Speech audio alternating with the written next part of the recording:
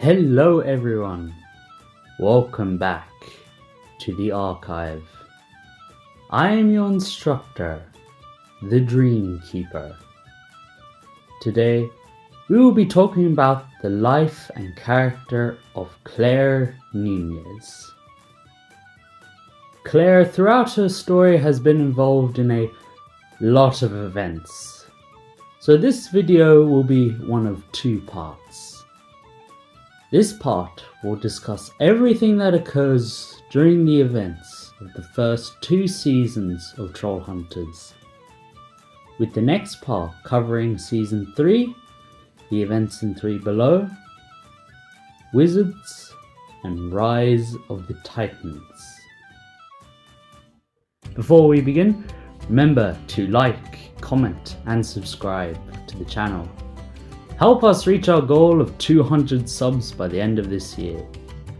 And don't forget to check out the gaming channel too, where we have returned to bestow much content to you all. And with that out of the way, let's get into it. Claire Nunez was born in the town of Arcadia. Growing up, she would find comfort in a small stuffed animal, Susie Snooze. And little would she know that this toy would play a greater role in her future. Through her academics, she would be seen as a prodigy, with her taking honours algebra in her freshman year in college, which I will never have. It would be in Arcadia Oaks High. In this school, she would build a reputation as a beautiful and smart student to her friends and others in the school, one of whom would begun to have feelings for her. That person being James Lake Jr., who in an attempt to get closer to her, would volunteer to join a play of Romeo and Juliet. Claire would also begin to develop a crush on Jim, which would result in her sneaking into Jim's backyard and discovering sawed holes in the rock. This wouldn't be the first time Claire would do something like this, and may I just say that I'm only learning this now, and it just strikes me as a wee bit stalkerish with the amount of times she does this, but moving on. Jim would fumble the auditions as he would balance his troll hunter duties with school activities, barely leaving him time to go to these practices. And on the night Jim would face Drawl, he would leave her a letter saying how he had to fight his monsters, ticking her off that something else might be going on with Jim. All these instances would begin to make Claire suspicious about what Jim was really doing in his own time. But the monsters Jim was fighting would eventually find her. One day, she bought tickets to go to a concert and discussed with her friend Mary if she could babysit her brother. But at the last minute, she called it off as she was also busy with something. At the same time, she would find her stuffed bunny, Susie Snooze, in the hands of Jim, who, after hearing the conversation between her and Mary, he would ask if he could look after her brother, to which she agreed. Later that night, she would come home to find her brother, Enrique, and Jim in the kitchen, surrounded by food, cutlery, and other bits all on the ground. This would only serve to make Claire more distrustful of Jim and drive her harder to find out what is going on with him. Later, she would find out that no one else was at the house when he was looking after her brother, beginning to believe that these monsters may be more real than she had thought. To prove this, she would, again, sneak into his basement to spy on Jim. Doing this on the night Strickler arrived to deal with Jim. She never found out about this though, as in his basement was Droll, who at the mere glance freaked her out, stepping backwards into a pipe and knocking her out. Waking up, she would have the knowledge she needed, only compounded when Jim would climb through her window one night to warn her of a danger that was soon approaching. When they snuck out to the house and got somewhere in the forest nearby, she finally had enough and demanded a real answer of what was going on.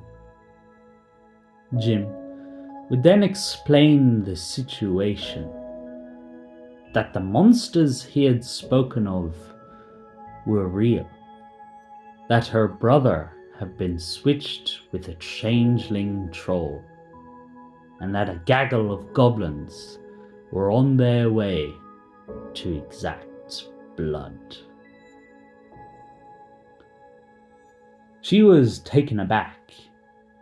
How something made no sense made so much sense. Why he was late to rehearsals. Why her kitchen was a wreck. And the things she saw in his basement. Jim told her that she couldn't say anything, not to her friends or her parents, and that they must keep up the fact that the town of Arcadia was just a regular, boring town. On cue, a goblin comes flying in and their attack starts. Claire would help Jim fend off the goblins for some time, grabbing whatever she could and chucking it at them. And at their lowest point, Jim would summon the amulet to him and gain unlimited power, cutting the vermin down one by one. When the slaughter was over, Claire would approach Jim with wonder at his armor, relieved to finally be safe. Suddenly, a monster came flying in from the treetops, glowing green eyes. And with nothing to do, Jim would call Claire to run off and get to safety while he held her off. Running back to her house, she would get her dad to come help, with Toby and Og, Jim's friends, coming in the same direction to save him. When they arrived, they found him in bad shape, bruises and cuts all over him, with a severe concussion, keeping him down through the night. Once he was stable, she would return home and prepare for the play, getting a call from Jim to buy him time to sort out some business. And I don't care that we just met last week, alright? Just stop looking at me! Don't look at me! Say something! Oh, I wish you were dead! Hey man, you need to sit your motherfucking ass. When he returned, the two would finish the play of Romeo and Juliet, and at its closing, Jim would vow to go into the Darklands and save her brother, a choice that would doom this world. 2 weeks would pass, Jim continuing to keep Claire out of his Trollhunter life before getting greenlit to go to Troll Market. she would begin questioning his promise to go to the Darklands. But that would be put aside for now when she was brought to see Troll Market and its grandeur. She was more than excited to see this place and learn about it, stumbling upon Vendel, who was surprised to find that she could speak Trollish, making a very good impression on the old troll. Her tour would take her to the Hero's Forge, where she would meet Droll once again. In her excitement, however, she would try and set off the training arena, which would go spiraling out of control. She would be unharmed by this event, but unbeknownst to her, she had walked right into a trap. Jim would later arrive to shut it down, only to be pulled into what would later be known as the Void. When he returned, he would explain to the group of his talk with the past Trollhunters, and that if they were to succeed in their mission to go into the Darklands, they would need to kill Gunmar. This statement would prove easier said than done, but Blinky, Jim's teacher, found a book containing a way to kill Gunmar. Using 3 stones known as the triumbric stones, they could be used to create an armor to kill Gunmar. Not all was sunshine and rainbows for Claire, for she now knew of her brother's real identity and would find it revolting to treat this creature as her brother, telling Not Enrique how unfair this was to her and her real brother. Not Enrique would tell her he was perfectly fine, and without warning, spat something onto the mirror, explaining the bond between changeling and host, and a trick to see into the Darklands.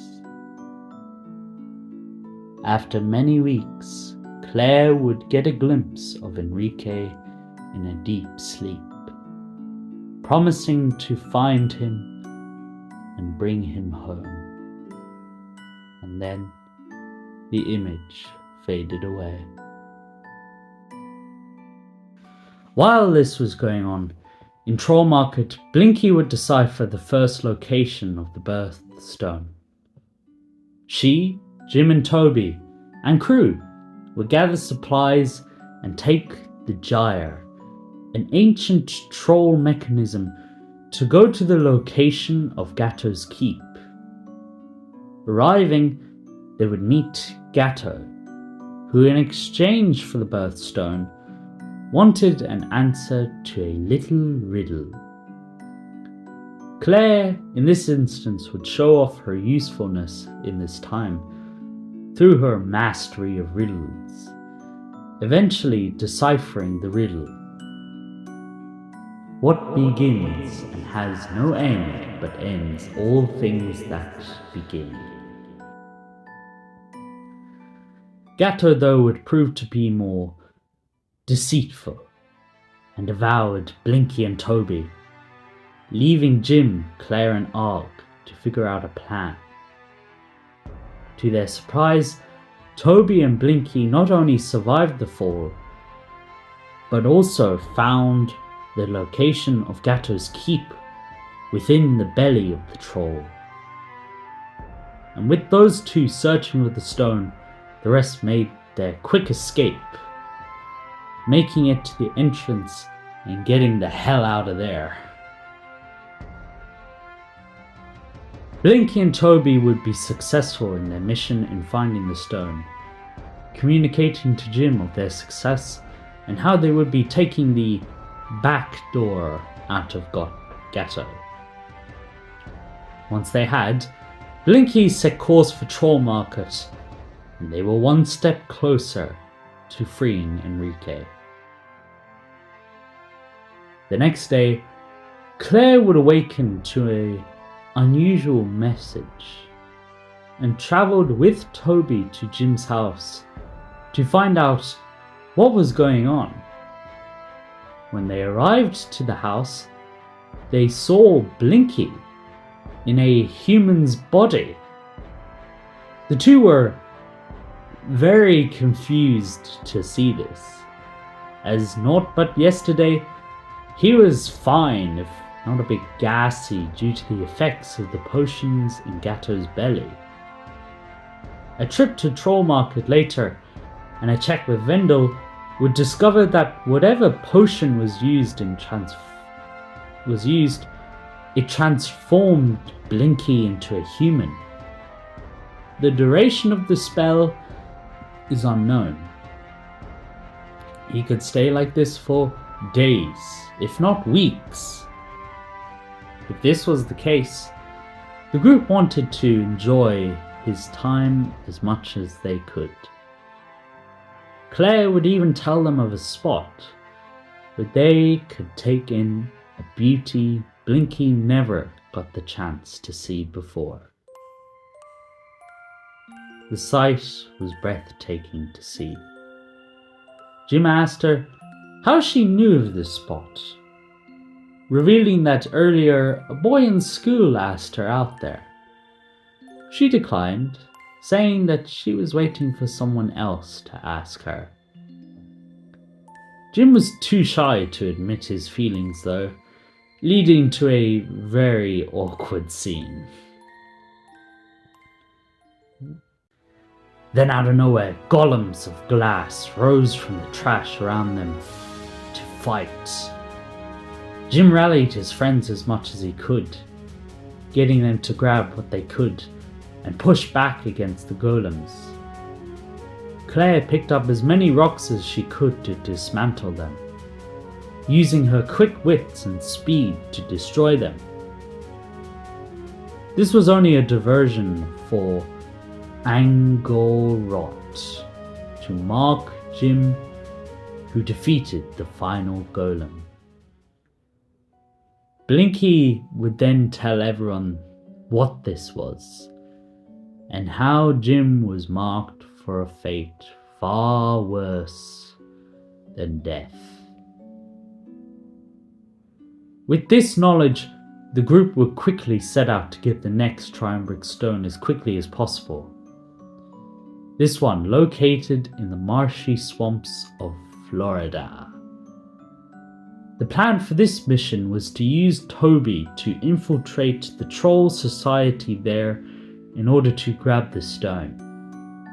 He was picked due to his likeness to their fallen king, who was the victim of Gunmar.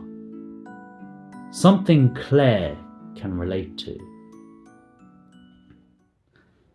As things usually go though, it ends badly, with their new foe Angor-Rot coming in and grabbing the stone. Just as he makes his escape through his portal, Claire runs towards him, clinging onto the staff, and gets pulled into the shadows. Within this dark dimension, Claire would fight Angor-Rot for possession of a staff, or of his staff, which Angor used to create the portal, and after a slight back and forth, Claire would emerge, bewildered, yet alive. While she had escaped with her life, she had failed to grab the kill stone, leaving them one step behind in their mission. Instead, they would gain a new weapon, the appropriately named Shadow Staff. Intrigued about the new weapon, Claire would spend the next few days studying and practicing with the weapon, even managing to summon a portal. Small though it was, she was learning how to master it, which began to tick off Toby. who is becoming extremely jealous that Claire, all of a sudden, had a cool new weapon, while he still had nothing. Toby's jealousy grew to a point to which he started blaming Claire for losing the Killstone, though right he was, and how her actions had negatively impacted the team. Ard, but mostly Droll, left the two to spar one another, fueling Claire's emotions with anger and hate. Jim would become sick of his team's constant bickering over the last few days and the near death of his friend. So, to fix this, he would task Toby and Claire to deliver a package by themselves, hoping that the two would be able to make up with their differences. Toby, being Toby, however, managed to muck up the mission and get himself cursed by opening the package. This led him to switch between being very heavy to very light, needing the assistance of Claire. Here, the two would finally reconcile on their earlier actions, Toby saying that he was feeling overshadowed by Claire, and how after all this time with Jim, Og and Blinky, he was still just the boring side character to the group. Claire would explain that his friendship with Jim was something she could never take away, and all the good he had done along the way, and how he was an essential part of the team. Then she got cursed too. Anyway, they fixed the curse and lock it within a magic war hammer that Toby would now use as his own signature weapon, bringing the two closer together. I wonder if Toby plays Warhammer. Side tangent. Sorry. Later, when Angor Rot unleashes pixies into their school, one would enter her mind, showing her what she truly feared: losing her brother and never getting the chance to find him again. Next, not Enrique this time would throw a party at her house after a fight the two had. Claire would do the best she could to minimize the party, but that changed when her friends arrived and is unexpectedly helped by Not Enrique, who apologizes for the party and cleans it up so she can go to sleep after a long night, further strengthening the bond that the two have in a very sibling way. Angor, after having his soul destroyed by Jim, would go after him and his mother, wounding her and sending her into critical condition. Vendel, after taking a look, realizes that this is gum magic, and that a cure might be held in Strickler's old office. Angor, still on the hunt, knows they would do this, and attacks Toby and Claire on their way to retrieve the cure. Angor would tell her how she wasn't worthy of the staff. She rebuttals by kicking him in the grocknucks. After that, Claire would teleport the cure to Vendel, leaving her at the mercy of Angor, who surprisingly lets her live, taking her purse instead. Once Jim's mother is healed, Jim would take Claire to the spot he failed to ask her out, the two dancing in the dark, enjoying each other's company. It's a heartfelt moment, before a horrifying conclusion comes to Claire. The reason Angor took her bag was was because it held the key to Troll Market. The season finale has arrived, and Claire would be one of many to help fight against the now deranged Angor Rot. The battle would end when Jim and Toby would kill him, thanks in part to Claire teleporting Toby above him in order to kill him. Claire would, at the end, be seen trying to stop Jim from going into the portal alone in order to save his friends from the horrors of the Darklands. 2 weeks would pass after this event, with the amulet remaining stuck in Killerhead Bridge, the only way into the Darklands. Claire, in his absence, took up the responsibilities as the troll hunter in Troll Market, while Toby would deal with the surface world, which would serve as a great short series, but hey, that's just me. Using her shadow staff, she would teleport into the Heartstone and to eavesdrop on the tribunal, a group of leaders who would decide the fate of trollkind in moments of great need. And in this time, they were discussing the fate of Killerhead Bridge and to destroy it. When they hear about this, Claire, Toby and Blinky and Draw would prepare to defend the portal. And just as it's about to be destroyed, it activates. Claire, hearing the crying of her little brother on the other side, poked her head out, reaching her hand to grab Jim and Enrique, who had activated the portal. While doing so, the tribunal soldiers are smashing it down brick by brick.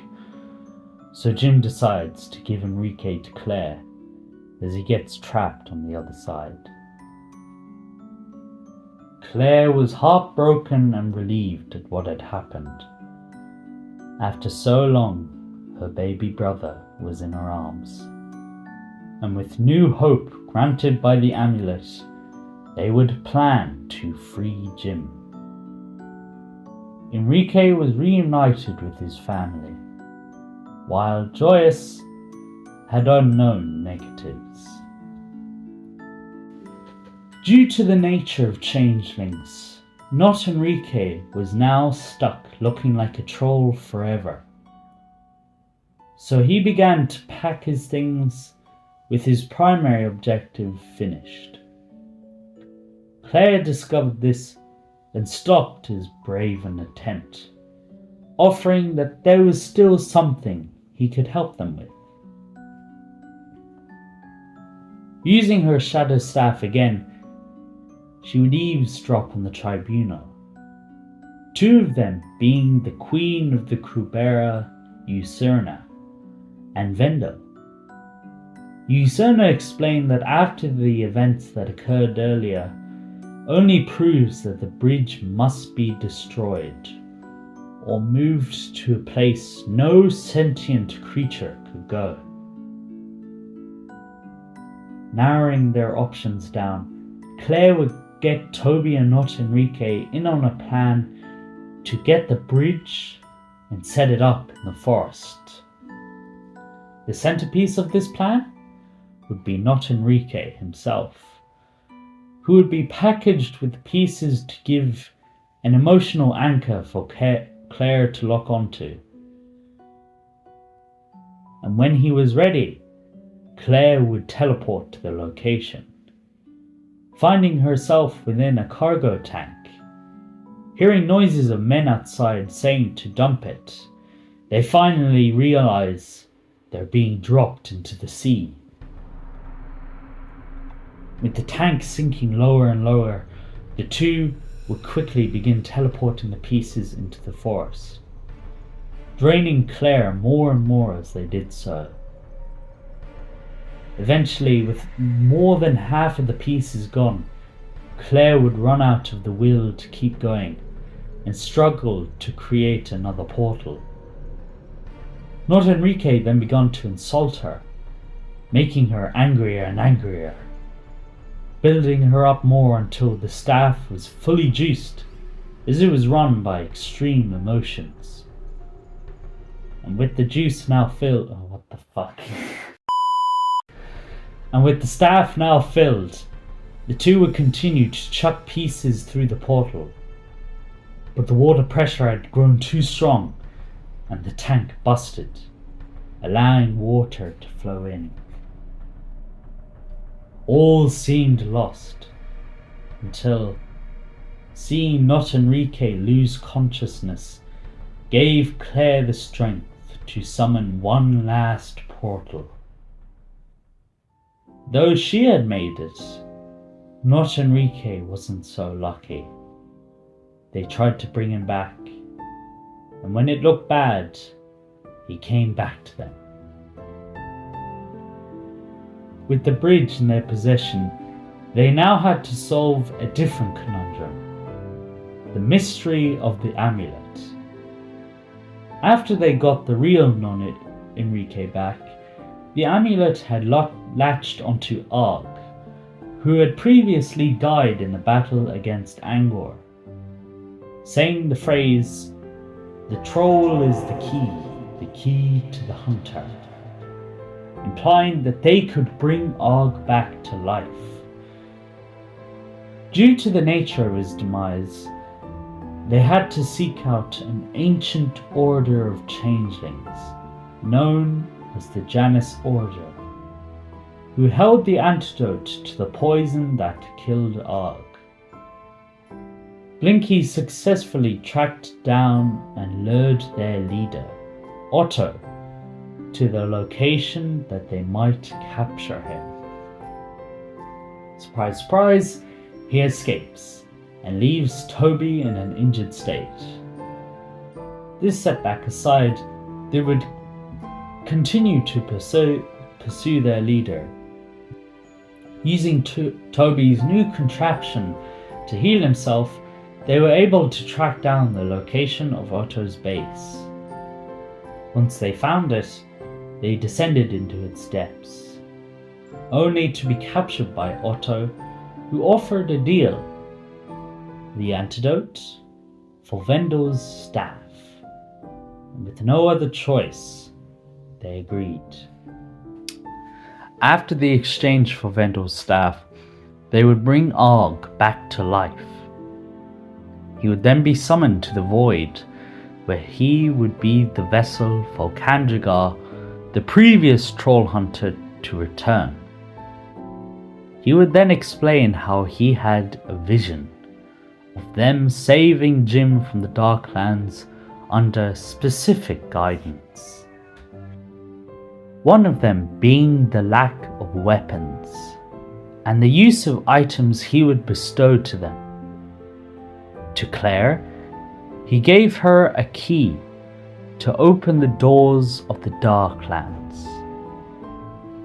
With this item, she would indeed use it to open doors to get Toby and the rest out of tricky situations, finding Jim within a cell, and then later breaking him out of an arena. They would traverse the Darklands for a way out, accompanied also by Nomura. Nomura, the previous baddie who had attacked them in the forest, had gotten thrown into the Darklands during Jim's business a few weeks ago. Thanks to Draw's efforts, the team would escape, and Claire would be reunited with Jim, sharing a kiss for the fortune ahead. Though everyone was relieved, there was an underlying disdain for Jim in his decision to go alone, and how everything has changed for the worse because of him. This would boil to the surface when blood goblins would kidnap Toby's friend Chomsky, leading to everyone voicing their disappointment with Jim. He explained that after the death of Og, he didn't want to see anyone else get hurt. This decision, however, led them all getting into danger anyway, and Jim failing to kill Gunma. Everyone understood his reasoning and forgave him. Little did they know that these blood goblins would only be the beginning. We then go on a bit of a side adventure with Claire and Jim. Well, a few side adventures actually. Claire's parents are having a barbecue in order to help her mother stay as councilwoman of the town. She is the reason Claire is at the top and is such a prodigy at everything, always expecting the best out of her. Jim joins her on the premise that if they can convince her parents and redeem Jim in their eyes, they will be okay with them being together.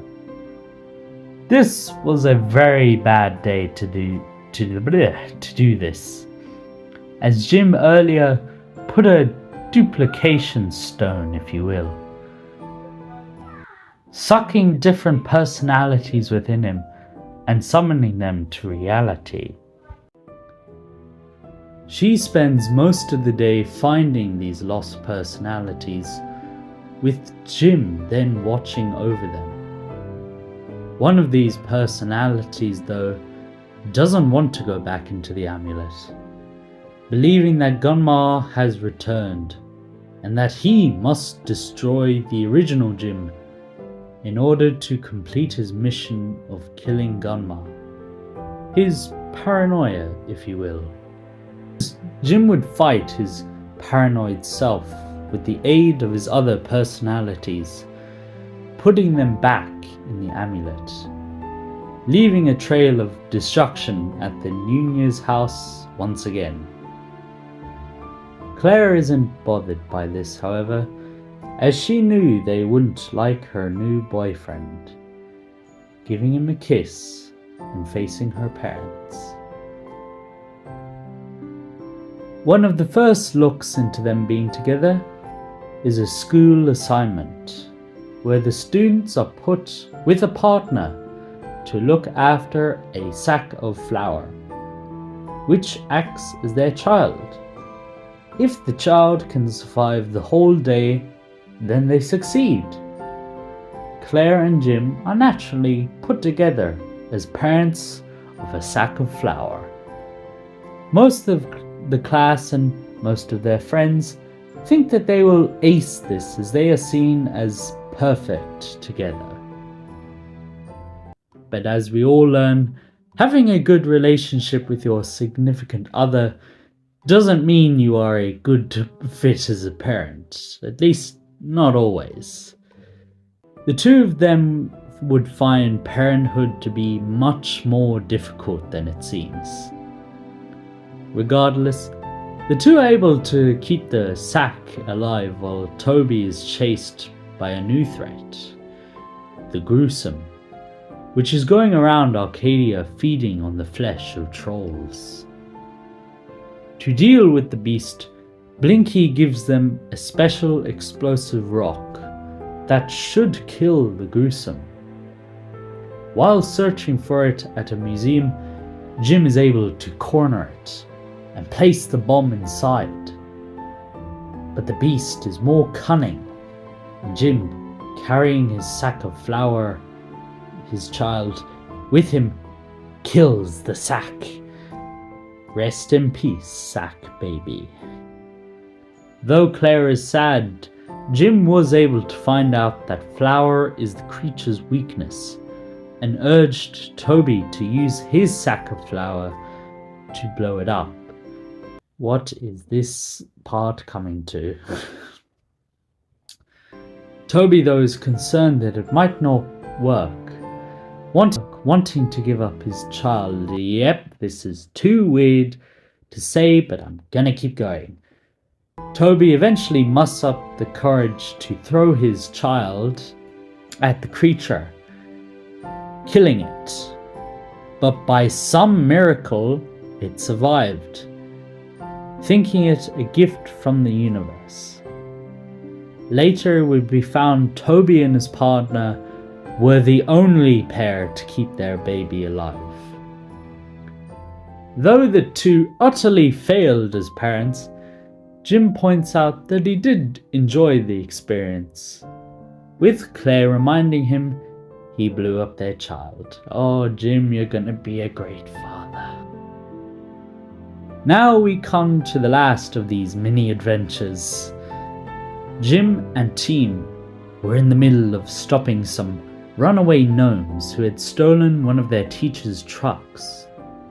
They capture the gnomes, but are unable to flee the scene and are captured by the police and their teacher, who bails them out of jail but sentences them to Saturday detention. Oh, the horror! Not only that, but a few other students attend this, with Steve, their bully, and Eli the nerd, going as well to figure out why Jim and Co are there, finding out there is no suspicious reason for them being there. Thanks to Toby, surprisingly, the group would spend the day messing about and just enjoying themselves. The calm before the storm. And the storm would come when Drawl would attack Jim in school under the control of Gunmar. Claire on her part would help lead the group away from this and sneak back into class. Jim later appearing, they would all play off the whole thing as just another school pranking their school. Once they did get out though, they were cornered by Usurna and her guards, who found out about the Drawl incident, which only confirmed the return of Gunmar, and Jim failing the trolls. Jim was now at a crossroads. Either he chooses to destroy the amulet and being let go, or keeping it and going to trial. Should they find him guilty, he will be killed. The group go along with whatever decision Jim makes, and after a night, he decides to keep the amulet, going to trial. Now, none of them know troll politics, but they do figure out one thing, that if they can prove that Gunmar would have been released anyway without Jim, perhaps they could convince the court to drop the charges, or at least postpone the trial so that they might find the moles that would have done this. So the group split, Claire and Blinky going off to find the mole, while Toby and Arg buy them time. They first go to their old friends Rotguts to ask for a gaggle tag, an artifact that reveals changelings. They tell them, however, that someone had bought their whole stock, and after a bit of interrogation, the two find the troll's whereabouts and the gaggle tags he has hoarded, revealing the troll as a changeling. Claire and Blinky would scrap with the traitor, and in their efforts, accidentally blow him up. At first defeated, they realize the proof is on them. The changeling's remains all over them. They immediately run to Vendel, explaining the events that had just transpired and the remains that are still on them. Vendel is ecstatic to find real evidence that could help Jim, and goes to Usurna to tell her what he found. Then out of nowhere, Usurna kills Vendel and sentences Jim to the pit, where he will be lost for eternity. Later, the group find the remains of Vendel, and later a crystal Vendel had kept on him. discovering Usurna's betrayal. Jim would then walk in, shocking them all. Claire would run towards him, telling him no troll has survived the deep. "But I'm not a troll," Jim would say. After mourning Vendel's death, they all realized that by now Usurna has contacted Gunmar and is preparing to do something big. They tried to think where he could be, and suddenly the Janus Order pops into their mind, and they remember how they were preparing for Gunmar's arrival the last time they were there. Deciding to strike first, Jim and Co readied themselves for the fight of their lives, going down into the Janus Order. What they found was corpses and destruction, no clear sign of life. To cover more ground, they each split into different directions. Claire going off in one, and eventually meeting up with the others who had found Gunmar. The team would hold Gunmar back, throwing bombs, chairs, trying to beat him down as much as they could to allow Jim to get the finishing hit. When he did, it revealed Otto under Gunmar's control. Through Otto, Gunmar would show to them that he had tricked them, and how they had handed Troll Market into the palm of his hand. Understanding what he means, they all rush back towards Troll Market as fast as they can.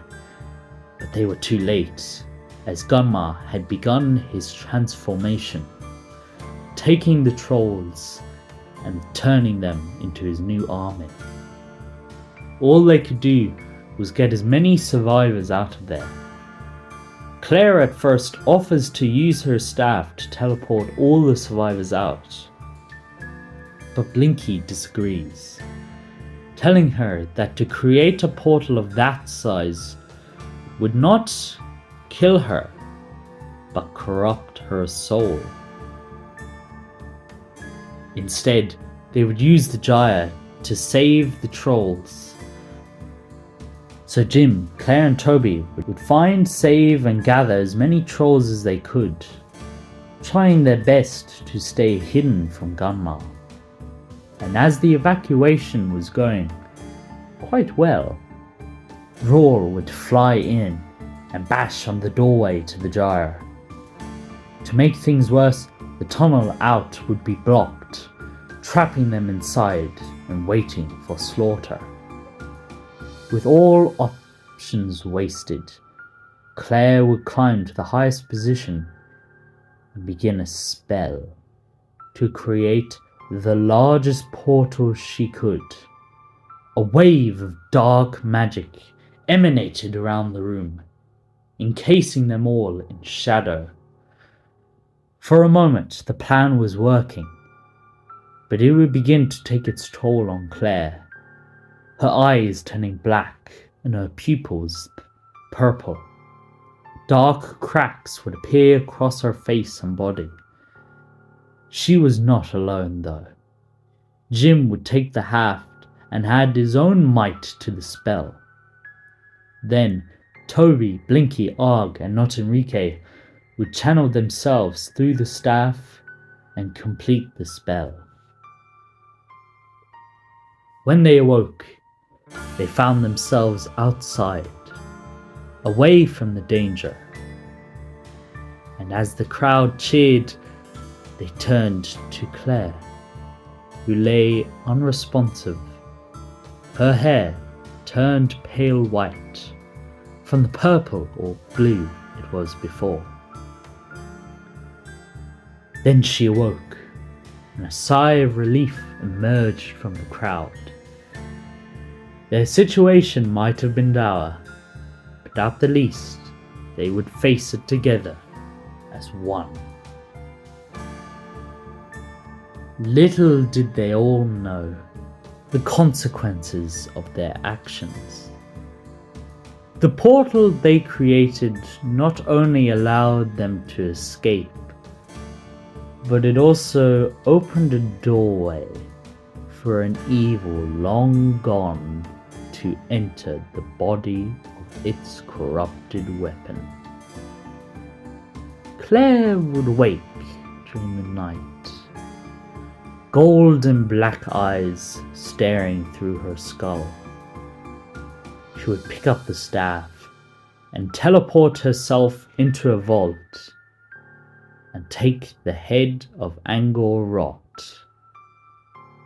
Then she would bring herself to a different place entirely, to a cave that belonged to the witch Morgana, the Pale Lady. She would be pleased with Claire's work, telling her that they were now intertwined, her soul belonging to her. I think this is as good a place as any to finish. I hope you enjoyed this video, and remember to like, comment and subscribe, and may the glory of Merlin be with you always.